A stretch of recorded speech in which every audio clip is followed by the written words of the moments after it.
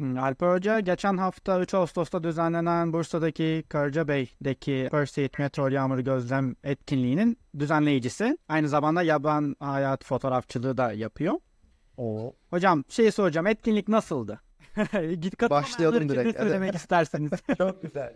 Yani böyle bir şeye vesile olmak ve sorunsuz atlatıp gururla anlatabileceğim anılarla, hikayelerle dönmüş olmaktan çok mutluyum. Bu anlamda hem katılımcıların hem de çağırdığımız misafirlerin, konuşmacıların aynı mutlulukla alandan ayrılmış olması bu sene gerçekten çok büyük bir teselli oldu benim için. Ama tabii 5 yılın tecrübesi var ve yani emekleye koşmaya başladık. O yüzden onun da karşılığını aldığımız bir sene oldu gerçekten bizim için.